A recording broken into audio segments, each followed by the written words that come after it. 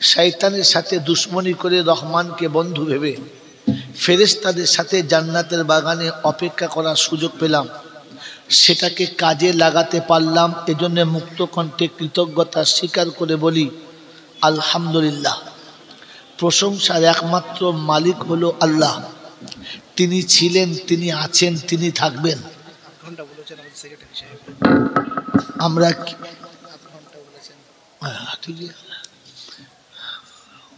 শোনেন,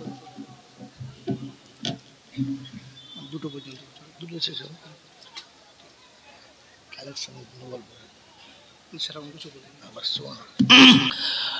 মেরে মোহতরম দোস্ত বুজুর্গ আল্লাহওয়ালা ভাইরা, জ্ঞানীজনরা, সুধী মানুষেরা, তো শোনাচ্ছিলাম তিনি ছিলেন, তিনি আছেন, তিনি থাকবেন।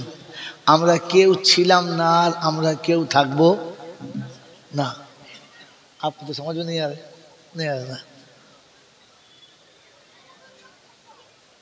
रहने वाला जात से वही है, वो था, है और रहेगा।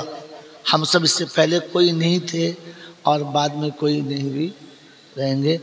ये खत्म। मेरे मोहतरम दोस्तों बुजुर्ग, এখন দুদিকে বললে সময় নষ্ট, অল্প সময়। এই অল্প সময়ে একটা ছোট্ট কথা বলে পালাবো। শোনাচ্ছিলাম তিনি আল্লাহ, তার কাছেই যেতে হবে, যাব না বলা যাবে না। আমার ইচ্ছা মতো যাব, এই সুযোগ তিনি দেন নাই আর দেবেন না। ভাই জলসার শোনা আসল মাকসাদ না। জলসার আসল মাকসাদ হচ্ছে যেটা আমি জানি না ওটা জানবো, যেটা আমি মানতে পারি না ওটা মানার চেষ্টা করব, আর আল্লাহকে রাজি করে দুনিয়া ছেড়ে যাব, বাস এটাই টার্গেট। কথা মতো দেখবেন চাল্লা। হাফেজ, কারি, মৌলানা, মুফতি, মুহাদ্দিস, মুফাসসির যা কিছু তৈরি হচ্ছি, হাজি গাজী, সবের টার্গেট একটা, যে কোনোভাবে আমার রবকে আমি রাজি করব। প্রেমিক বহু রকমের রং সাজে, টার্গেট কি? পাড়ার লোককে দেখাবে। কথা বলেন, টার্গেট কি? নিজেকে খুব বাহাদুরি করাবে। টার্গেট কি? যে আমার প্রেমিকা আমাকে কোন রঙে দেখলে খুশি হবে সে ঠিক করতে পারে না। তাই কখনো ভাবে ভুরুটা কাটলে মনে হয় পছন্দ হবে, কখন ভাবে নখগুলো যদি ভালো পালিশ করি দেখলে খুশি হবে, কখনো ভাবে যদি আমার মুখে একটা তিল থাকে দেখলে আমার বন্ধু খুশি হবে। তার টার্গেট একটা, যে তার প্রেমিকাকে খুশি করা, বাকি আর কিচ্ছু না। তাই সে বহু রং ঢং করে নিজেকে বানায় যে আসল টার্গেট তার প্রেমিকাকে রাজি করা। হ্যাঁ না না? ঈমান হলো প্রেম। আজকে হাতে সময় নেই, তবে শর্ট হ্যান্ড বলছি।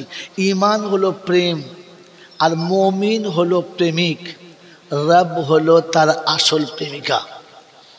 মুমিনের প্রেমের একটাই টার্গেট, সে কোনোভাবে তার সঙ্গে একটু সম্পর্ক ভালো করবে।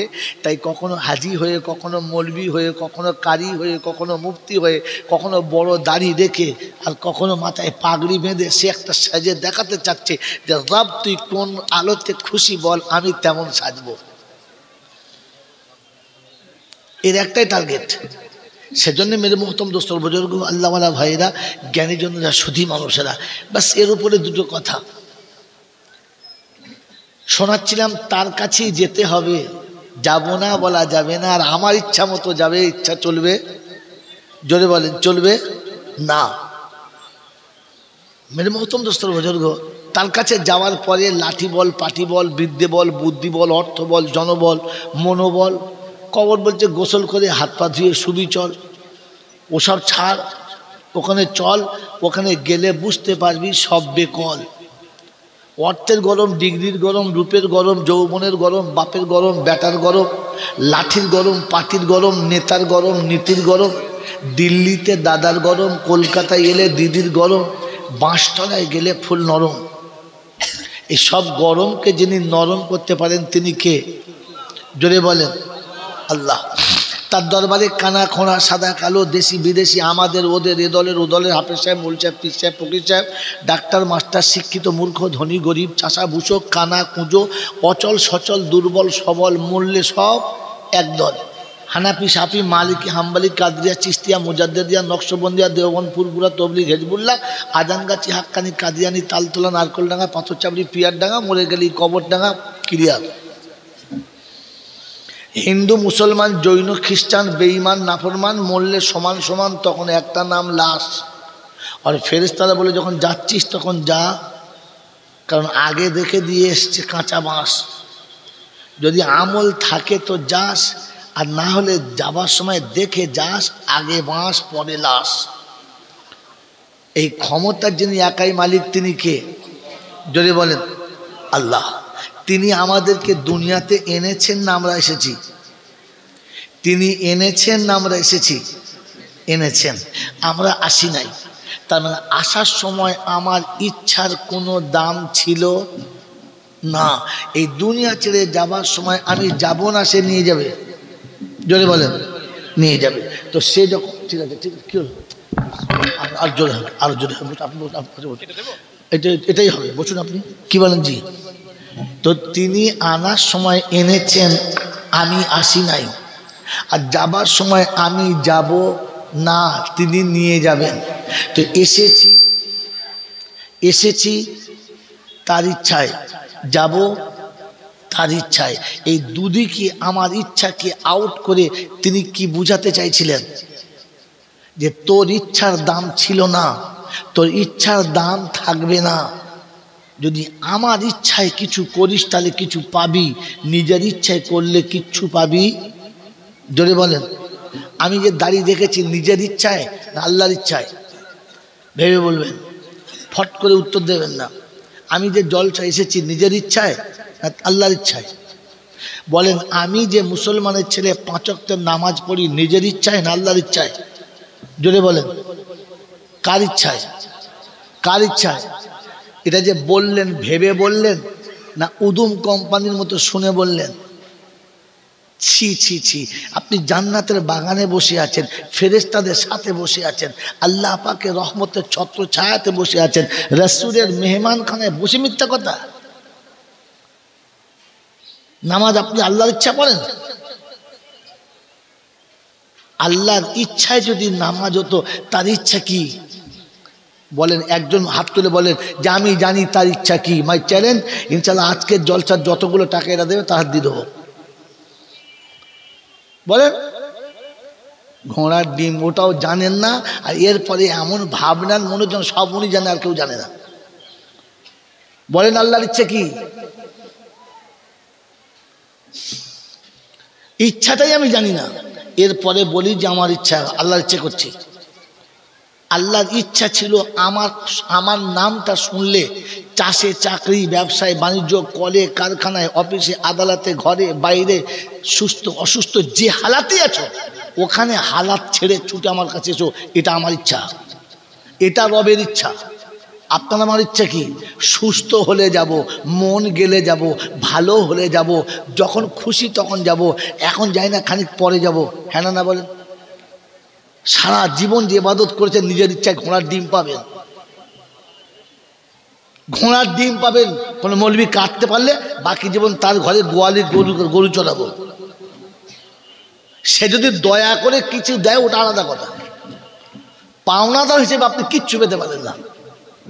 কারণ তিনি শুনেছেন আমার ইচ্ছা হলে ডাকলি ছুটে আসবি, ডাকলি ছুটে আসবি। তাই তিনি শুনিয়ে দিয়েছেন, ইয়া আইয়ুহাল্লাযীনা আমানু ইযা নুদিয়া লিস-সালাহ মিন ইয়াউমিল জুমআ ফাসআউ ইলা যিকরিল্লাহি ওয়া দারুল বাইআ। যখনই আমি ডাক দিয়েছি, আমার আওয়াজ যখন তোমার কর্ণ গোচরে গেছে, ফাসআউ ইলা যিকরিল্লাহ, সঙ্গে সঙ্গে চলে এসো কাল বিলম্ব করবে না, আধ ঘন্টা পরে জামাত হবে, ভুলে যাও, এখনো টাইম বাকি আছে, দেখবে না, আমি দেখেছি তোমাকে আসতে হবে। রব্বে জুল জালাল শুনিয়ে দিয়েছে, শুধু ঘড়ির দিকে তাকাবি না। ওয়াজারুল বাইআ, যে জায়গাতে তুমি আছো, মিলওয়ালা মিল ছাড়ো, ফ্যাক্টরিওয়ালা ফ্যাক্টরি ছাড়ো, কলওয়ালা কল ছাড়ো, কারখানাওয়ালা কারখানা ছাড়ো, সব তুমি ছেড়ে দাও।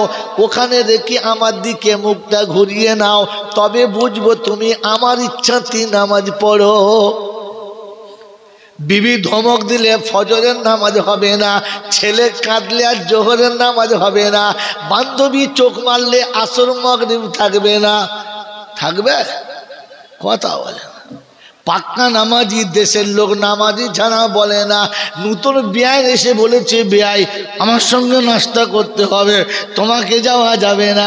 বলে মোলচা আসরটা পড়ে নাও, আমাকে জামাতে পাবে না, মগরিবে জামাতে পাবে না, কারণ আমার বিয়াই এসেছে সখিনা, ওর মন চটানো যাবে না। আল্লাহ তুমি চটে যাও, যাও, আল্লাহ তোমার সঙ্গে সম্পর্ক রাখবো না, এত সুন্দর বিয়ান আর কোনোদিন পাবো না, একটু গায়ে গালা গিয়ে বসি। ওই ছাঁচল কোথাকার, তোকে ভাবা দরকার ছিল, রব যদি পুরুষ না বানাতো, তোর কোলে যদি বাচ্চা না দিত, ও তোকে বিয়াই কোনোদিন করতো না। তোর ছেলে যদি জামাই না হতো, তোকে কাছে কোনোদিন বসাতো না। সব কিছুর মালিককে জোরে বলেন, বিশ্বাস করে? কথা বলে না। এই পৃথিবীতে যা কিছু আজ পর্যন্ত হয়েছে কার ইচ্ছায়? জোরে বলেন। এর পরে যা হবে কার ইচ্ছায়? কার ইচ্ছায়? বিশ্বাস আছে? জোরে বলেন। বিশ্বাস আছে? ঘোড়ার ডিম বিশ্বাস আছে? তকদিরে ভালো মন্দর মালিককে, সুখ দুঃখের মালিককে, সব কিছুর মালিককে। জোরে বলেন। সবের মালিক যদি আল্লাহ ছিল, তার ইচ্ছায় হয়েছে আর হবে যদি বিশ্বাস ছিল। মুসলমানের ছেলে আজমিরে কারা যায় বলো?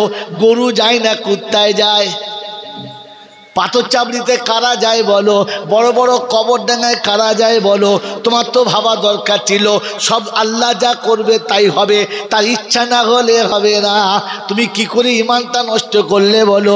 ও মুসলমানের ছেলে, কোরআন তুমি কি জানো না? কারণ কোরআন প্রথমে কিয়ামতে জিজ্ঞাসা করবে, আল্লাম ইয়াতিকুম রুসুলুম মিনকুম ইয়াতলুনা আলাইকুম আয়াতি রাব্বিকুম وينذرونكم لقاء يومكم هذا قالوا بلى ولكن حقت كلمة العذاب على الكافرين।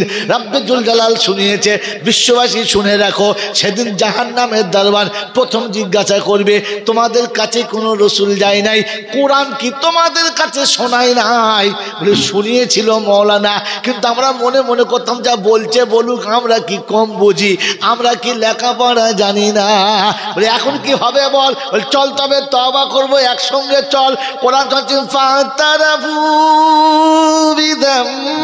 বিযামবিহিম ফাসুকাল লিআসহাবিস সাঈর।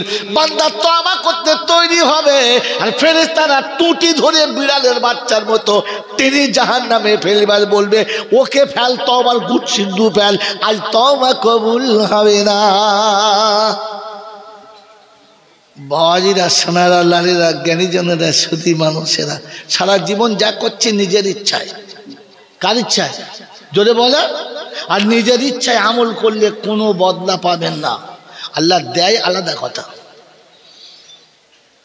আমি যা কিছু করেছি সব কার ইচ্ছায়? আমার ইচ্ছায়।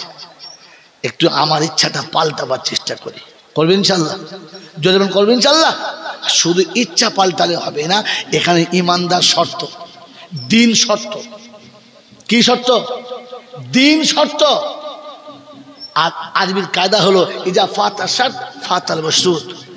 শর্ত যখন পাওয়া যাবে না, মশরুত পাওয়া যাবে না। আমার বন্ধুরা, আমার আল্লাহওয়ালা ভাইরা, জ্ঞানীজনরা, সুধী মানুষেরা, এই জন্য বারবার একই সঙ্গে একই চ্যাপ্টারে তিনটা আয়াত শুনিয়েছি আমি। ইন্নাদ দীনা ইনদাল্লাহিল ইসলাম। ওয়ামাই ইয়াবতাগি গায়রাল ইসলামি দীনা ফালা ইউকবালা মিনহু, ইসলাম যদি তোমার কাছে পছন্দ না হয়, তুমি জীবনে যা আমল করেছো ওটাও আমার কাছে পছন্দ নয়। বলেন আমি আর আপনি যা কিছু করেছি দিন সামনে রেখে না নিজের ইচ্ছা মতো বুদ্ধি খাটিয়ে? আমি আপনি জীবনে যা কিছু আমল করেছি সামনে দিন রেখে না নিজের বুদ্ধি খাটিয়ে? তাড়াতাড়ি বলেন। দিনের কথা ভাবার কোনো দরকার নেই, নিজের বুদ্ধি খাটিয়েছি আর চিন্তা করেছি এটা ভালো, এটা করলে ভালো হবে, ওটা আমি আমার বুদ্ধি বিবেক খাটিয়ে চালিয়ে দিয়েছি। হ্যাঁ না বলেন?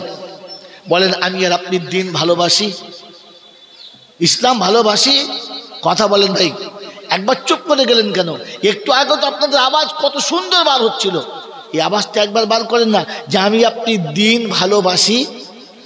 হাজি মানে মোহতারাম সবগুলো মাদ্রাসা আর এখানে ওলামা ভর্তি। একটা কথা জিজ্ঞাসা করবো? বলেন তো, মানুষ অপরাধ করেছে, শাস্তি দেওয়া দরকার, কিন্তু তাকে পোড়াতে হবে কেন? তাকে জাহান্নামে পোড়াতে হবে কেন? আর কোনো শাস্তি ছিল না? কোনোদিন জিজ্ঞাসা করেছেন সে দক্ষিণ শ্রেণী মাদ্রাসায় যে হুজুর আল্লাহ তো ঠিক আছে, আল্লাহ কত শাস্তির ব্যবস্থা আছে, তুই পোড়াতে কেন হবে? কেন পোড়াতে হবে? এতটুকু খবর রাখেন না। আল্লাহ আপনাকে আমাকে ইমান নিয়ে ইসলাম নিয়ে ভাবার তৌফিক দেখ। এটা বলবো না আজকে, তবে মনটা খুঁটে দিয়ে গেলাম, ঠিক করে রাখেন। এটা শুনিয়ে দিচ্ছি, আমার কাছে ইমান শর্ত। ইমান না থাকলে কোনো আমলের দাম নেই। ইমান না থাকলে আল্লাহ পাক শুনে ওহুয়া ফিল আখিরাতি মিনাল খাসিরিন, বরং সে লজ্জিত হবে, সে অপমানিত হবে, সে লজ্জিত হবে। আল্লাহ পাক আপনাকে আমাকে কিয়ামতের মাঠে লজ্জার হাত থেকে বাঁচার, অপমানের হাত থেকে বাঁচার তৌফিক দান করুন। বলুন আমিন। জোরে বলেন আল্লাহুম্মা আমিন। মেরে মোহতরম দোস্ত বুজুর্গ, এবার আমি আর আপনি একবার ভেবে দেখি আমার কাছে দিন ও ইমান আছে কিনা। আমাকে সবাই দিনদার ভাবে, আমাকে সবাই ইমানদার ভাবে, আমরা সবাই নিজেকে দিনদার ইমানদার মনে করি। একবার আমি নিজে তো ভাবি যে আমার কাছে দিন ও ইমান আছে কিনা। মেরে মোহতরম দোস্ত বুজুর্গ, আল্লাহওয়ালা ভাইরা, আল্লাহ নবী সাল্লাল্লাহু আলাইহি ওয়াসাল্লাম এর একটা নমুনা শোনালেন। মান রাআ মিনকুম মুনকারান ফালিয়ুগাইয়ির বিয়াদিহি ফাইন লাম ইয়াস্তাতি ফাবিলিসানিহি ফাইন লাম ইয়াস্তাতি ফাবিকলবি যালিকা যাফুল ঈমান। যদি অন্যায় দেখো প্রতিবাদ করো, যদি দেখো প্রতিবাদ করলে আমার জন্য অসুবিধা হচ্ছে, পারবো না, তো তাহলে কমপক্ষে মিষ্টি ভাষায় তাকে ঘোরাবার চেষ্টা করো, এ রাস্তা ভালো নাই, ঘোরাবার চেষ্টা করো। যদি দেখো যে মুখ খুলতে পারছি না, তো তাহলে কমপক্ষে মনে মনে ঘৃণা করো, কাজটা মোটেই ঠিক না আর আমার এখানে থাকাটাও উচিত না, এটা ভেবে ঘৃণা করে উঠে আসলে জানবেন ইমান কোনো রকমে একটু বেঁচে আছে, কোনো রকমে বেঁচে আছে। কি বলেন জি? আমার আপনার ইমান কতটা আছে এবার বলেন? কোনো অন্যায় দেখে প্রতিবাদ তো করি নাই, মুখও চালাই নাই, কমপক্ষে ঘৃণা করি।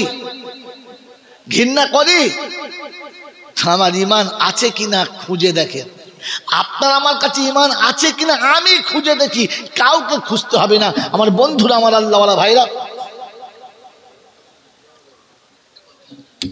বাস এই একটাই নমুনা, এই একটা ছোট্ট কথা বলে দিই, টাইম শেষ।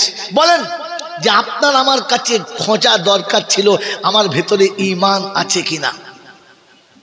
ইমান থাকার আর না থাকার নমুনা কি?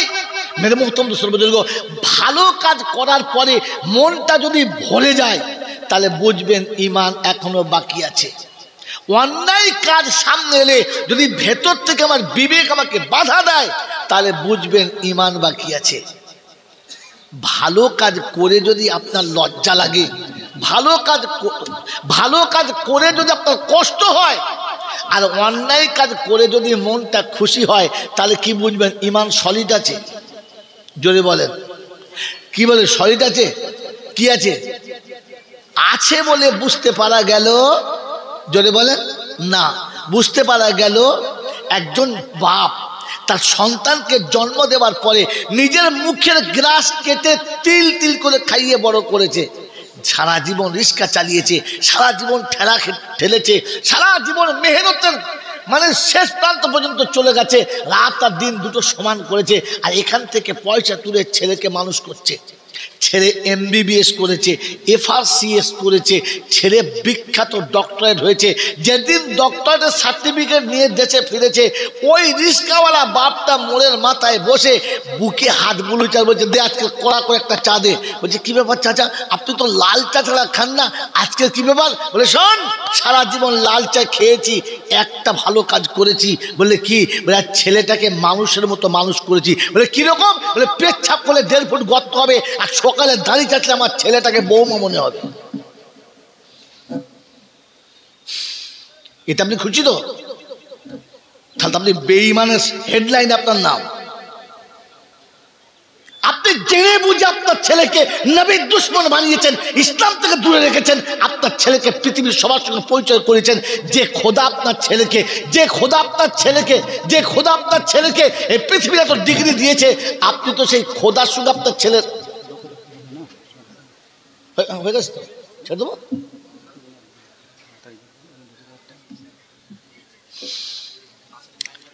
মেরে মোহতরম দোস্ত और बुजुर्ग अल्लाह वाला भाईरा, এতটুকু শুনিয়ে রাখছি যে যদি এমন কাজ করার পরে আমি খুশি হই, আর সত্যি আমি খুশি তো। মোড়ের মাথায় 5 জনকে বলেছি, কি বলেছি? বললেন, তার ছেলে মানুষ করেছি আমি। হ্যাঁ না বলেন? কি জি, এইরকম ছেলে পেলে বাপ গর্বিত কিনা? যে ছেলেটি 5 ওয়াক্তের 1 ওয়াক্ত নামাজ পড়ে না, বিসমিল্লাহ বলে জীবনে 1 লোকমা খানা খায় নাই, কোনোদিন বিছানায় গিয়ে বিসমিল্লাহ বলে যায় নাই, আর বিছানা থেকে ওঠার সময় আলহামদুলিল্লাহ বলে ওঠে নাই। এরকম একটা ছেলের জন্য আপনি বাপ হয়ে মনটা আপনার ভরেছে তো? হ্যাঁ না বলে? এত বড় অপরাধীকে অপরাধ করতে দেখে আপনার বুকটা যদি ভরে যায়, তাহলে বুঝতে হবে ঈমান মাঠে মারা গেছে, আর বাকি নেই।